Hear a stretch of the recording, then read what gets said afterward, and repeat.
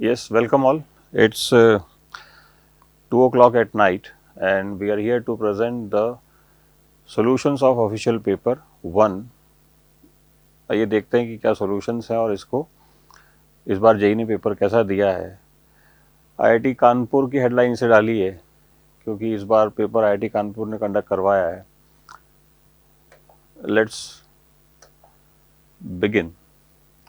तो पहला question acidic strength पे है और बहुत ही सिंपल और लॉजिकल क्वेश्चन इन्होंने दिया कि भाई इनमें से कौन सा हाइड्रोजन मोस्ट एसिडिक होगा। तो सवाल का कंसेप्ट इस बात पे बेस था कि जो कॉन्जुगेट बेस है वो स्टेबलाइज होना चाहिए। तो आई मस्ट से कि ये जो मॉलिक्यूल है इसको आपने आइडेंटिफाई करना था। ये एच हटने के बाद एक एनायन हमारे पास यहाँ क्रिएट होगा and the resonating structure we draw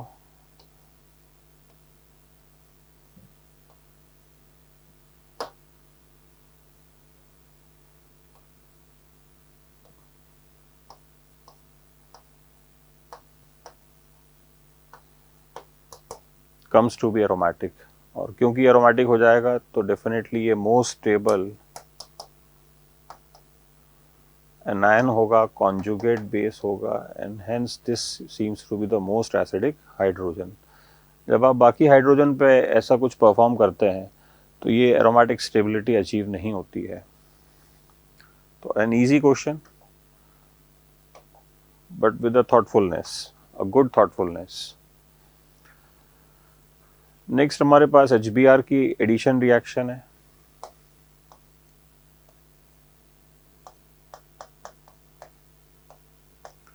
तो इलेक्ट्रोफिलिक एडिशन कराने के बाद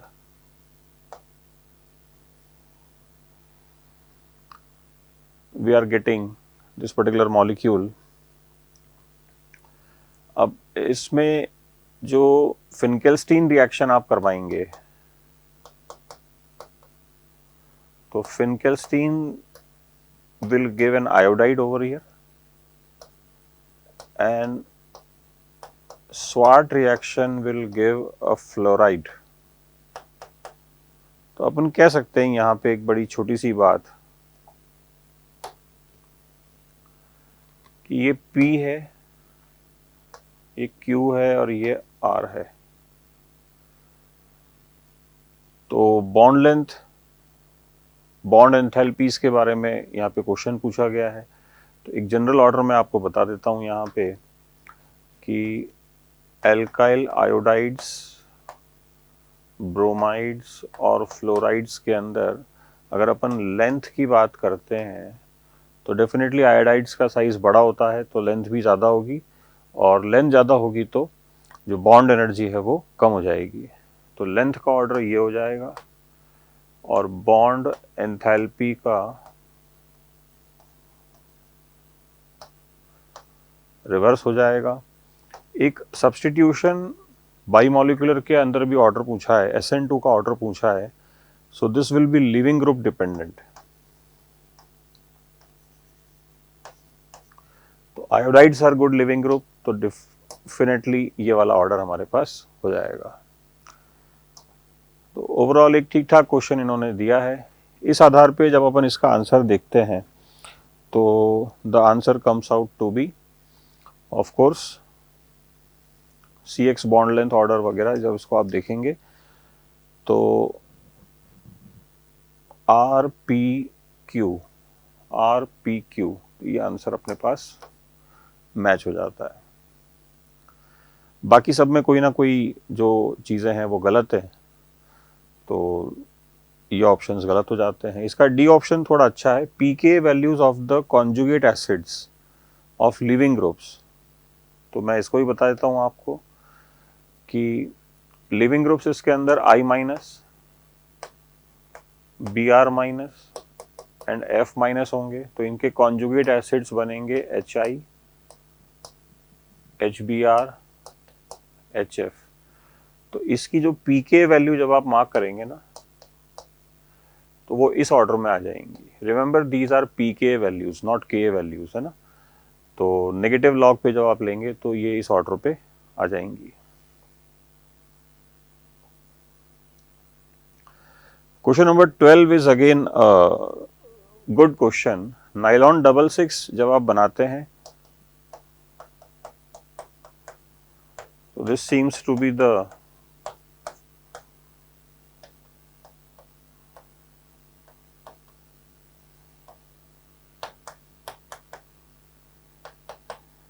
monomer, hexamethylene diamine.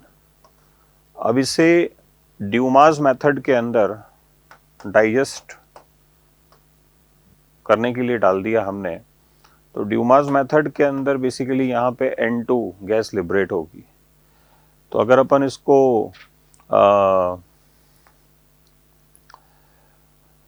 Atomic conservation से लेके चलेंगे तो 2 नाइट्रोजन हमारे पास यहाँ पे हैं, तो 1 मोल gas will be liberated out of 1 mole of the compound. इस 1 मोल कंपाउंड से 1 मोल नाइट्रोजन गैस हमें मिल जाती है. ठीक है, तो इस चीज से चलता है कि भाई if 10 mole X R analysed using Dumas method, this compound 10 mole X R used. तो आपको यहाँ पे बोलना है कि भाई मोल मोल रेशो के हिसाब से 10 mole nitrogen will be over here. तो अपन एक चीज बहुत क्लैरिफिकेशन से बोल सकते हैं कि 10 मोल नाइट्रोजन का जो पूछा गया है दैट इज इन ग्राम्स. तो आइए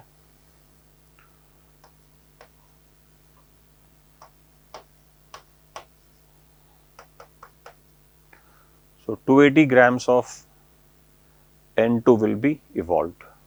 ग्राम्स के अंदर आंसर पूछा है. ऑल्दो जो ड्यूमास मेथड है वो वॉल्यूमेट्रिक मेथड है, तो पूछना चाहिए था इनको STP पे या किसी भी सर्टेन टेम्परेचर प्रेशर पे, पर ठीक है, जो पूछा गया है अपन उसका जवाब दे सकते हैं. बहुत सिंपल.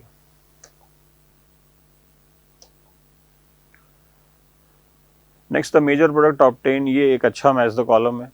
बेसिकली इसमें जो आपको ध्यान देना था वो ये कि ये रिएक्टेंट्स हैं इससे बनने वाले प्रोडक्ट्स के, तो वो चीज़ आपको है इसमें. एक बार लैंग्वेज आप थोड़ा ध्यान से पढ़ें.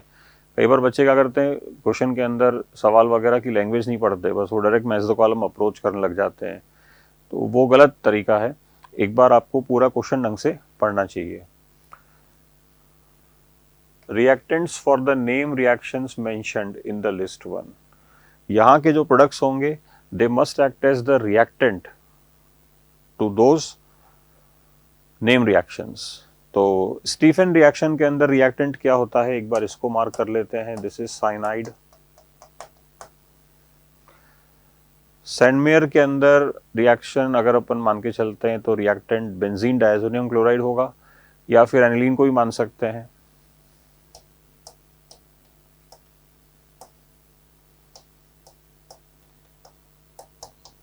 दोनों एक ही चीज है. हॉफमैन ब्रोमाइड रिएक्शन के अंदर कहने की आवश्यकता नहीं है, अमाइड का डिग्रेडेशन होगा. और इसका एक पार्ट नेक्स्ट स्लाइड पे है. कैनिजारो के अंदर डेफिनेटली फॉर्मेल्डिहाइड या ऐसा एल्डिहाइड जिसमें अल्फा H 0 है, वो हमें यहाँ पे ऑप्ट करना था. तो इसी से शुरुआत करते हैं. टोलुइन की रिएक्शन क्लोरीन ऑब्लिक HNO से करवाइए. This is monochlorination of toluene. यहां तक पहुंचे आप, ठीक है. उसके बाद इसमें वाटर डाल दिया.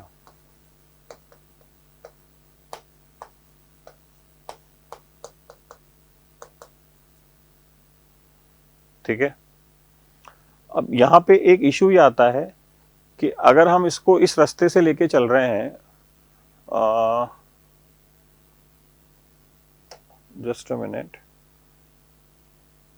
हाँ ठीक है. तो ये टॉलरेंस रीजन के साथ फर्दर कोई फाइनाइट रिएक्शन नहीं करता.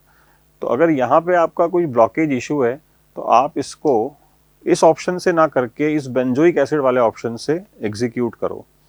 बेंजोइक एसिड का रिएक्शन PCl5 से करवाएंगे. तो this is simple substitution. OH हटा के और हमने Cl लगाना है. SN2TH mechanism. अमोनिया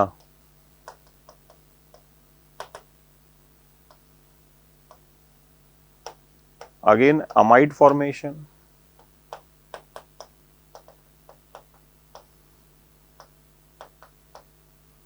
ठीक है। Then P4O10 is basically dehydrating agent, ये आपको ध्यान रखना है।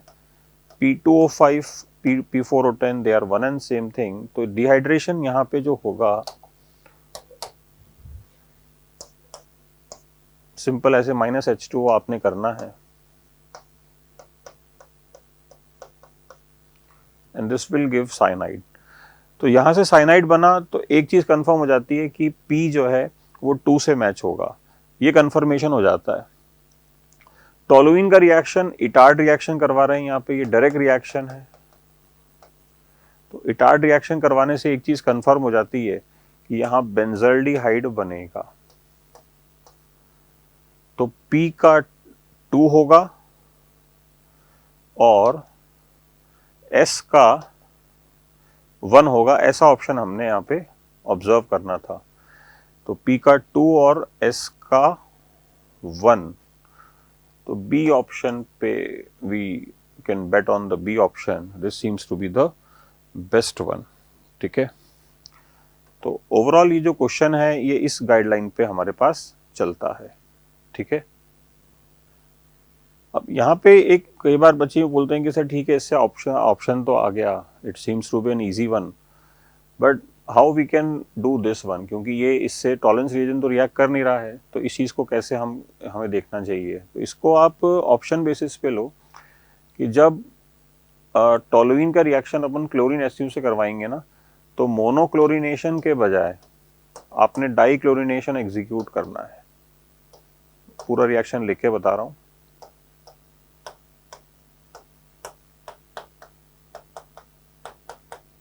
ठीक है, water is added to form benzaldehyde, tolerance reagent,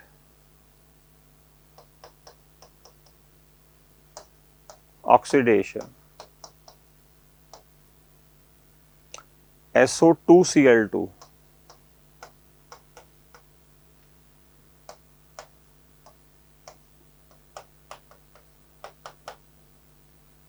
ठीक है।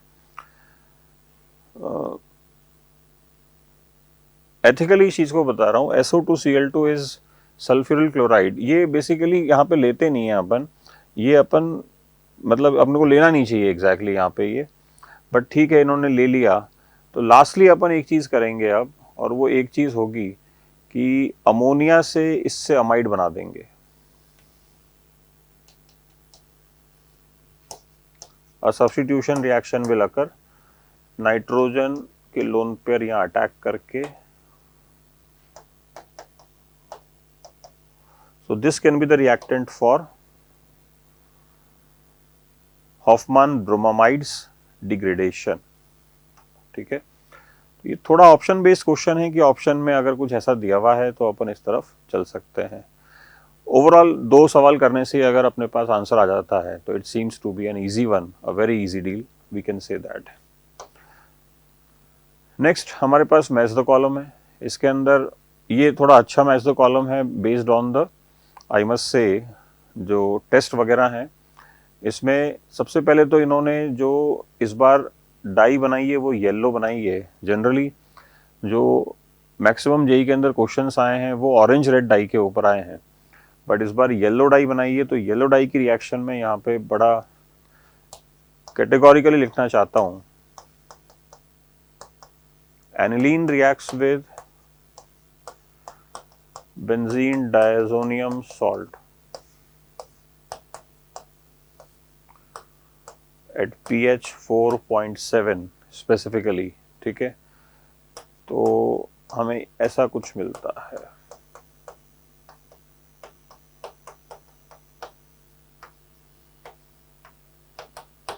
And this is mustard yellow colour die,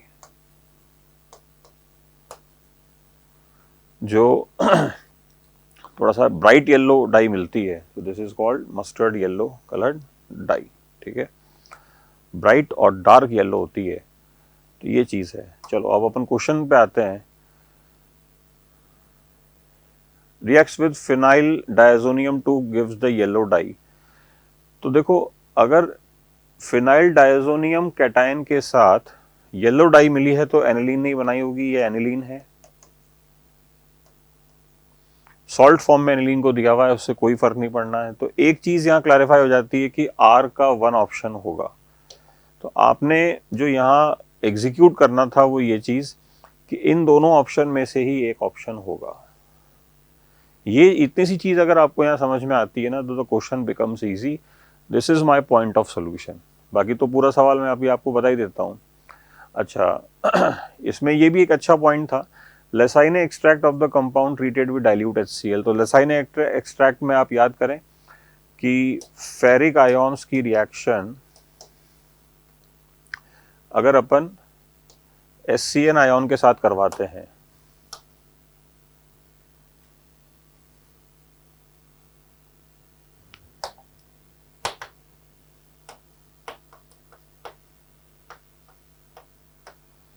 तो ब्लड रेड कलर मिलता है। दैट मीन्स जो कंपाउंड है वो अपने पास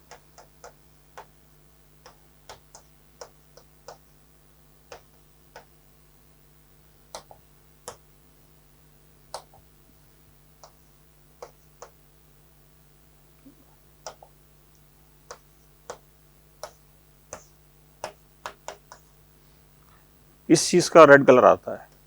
ठीक है, तो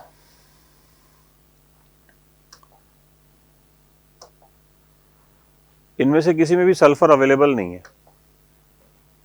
तो बच्चा एक चीज के लिए अश्योर हो जाएगा, सल्फर अवेलेबल नहीं है, तो बच्चा एक चीज के लिए अश्योर हो जाएगा, तो ये ऑप्शन किसी से मैच नहीं करेगा। ठीक है, उसके बाद after complete hydrolysis it will give ninhydrin test and does not give positive phthalein test. ठीक है, तो थैलीन टेस्ट क्या होता है, एक बार इस बारे में भी बात कर लेते हैं।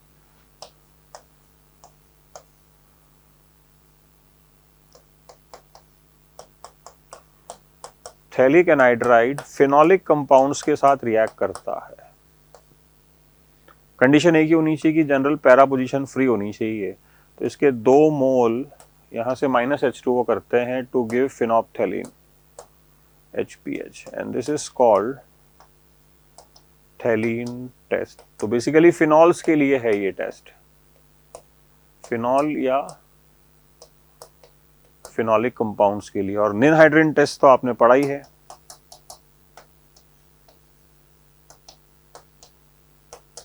थैलीन टेस्ट भी अपन इसको पढ़ते हैं, बट इतना जोर देके नहीं पढ़ते हैं कि हाँ भाई ये जनरली क्लास में ये रिएक्शन बताई गई है कि इससे अपने को ये बन जाएगा, तो वहीं से अपने को इसको एक्सट्रैक्ट करना पड़ेगा, टू बी ऑनेस्ट।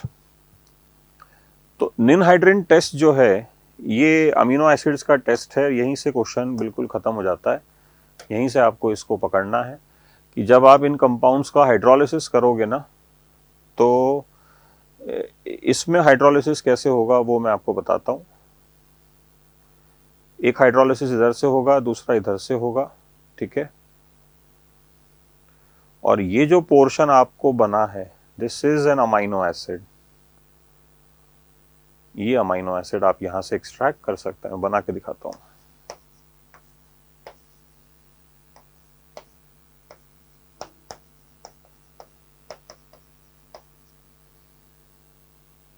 तो यहीं से सवाल बहुत बड़ा क्लियरली डिकोड हो जाता है कि ये अमाइनो एसिड है, तो ये अपने पास निनहाइड्रिन का टेस्ट तो देगा। ठीक है, इससे आफ्टर कंप्लीट हाइड्रोलिसिस निनहाइड्रिन का टेस्ट तो देगा, बट थैलीन टेस्ट नहीं देगा। इसमें इश्यूज जो हैं वो अलग आएंगे। ठीक है, वो अभी अपन डिस्कस करेंगे, बट अभी एक बार इसको आंसर पे लेके आते हैं। तो Q जो अब अपन डिस्कस करते हैं, तो Q का हो जाएगा 5। ठीक है, अब Q का 5 हो जाएगा, तो ऐसा ऑप्शन एक बार अपन यहाँ पे ये तो पिछला क्वेश्चन है।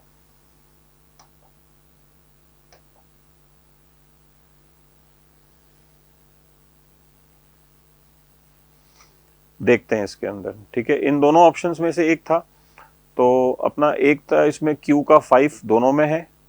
ठीक है, और थोड़ा एक पेज पे नहीं है, तो अपने को इसको बार बार पलटना पड़ रहा है। It is taking some long time, my apologies for that. आर का अपने पास आ गया था 1, ठीक है। तो ऐसा ऑप्शन एक बार देखते हैं अपन, आर का 1 और क्यू का 5, ठीक है। तो hence we opted for the B option, ये पॉइंट है, ठीक है। तो आर हो गया अपना, क्यू हो गया, पी और एस देखना है, पी का 2 है, एस का 3 है। तो आई थिंक अब इसको फटाफट से एग्जीक्यूट कर लेते हैं। एस, एस फिनाइल हाइड्राजीन है, फिनाइल हाइड्राजीन है तो ये हाइड्राजोन बना लेगा, that is having orange yellow colour. तो अपन देख सकते हैं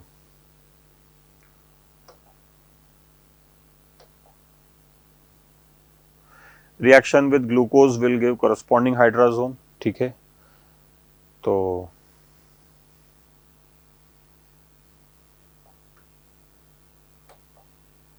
एस का 3 मैच करना चाहिए और एस का 3 इसमें मैच कर रहा है। तो I think this satisfies the all match the column, clear cut अपने पास ये पूरा आ जाता है।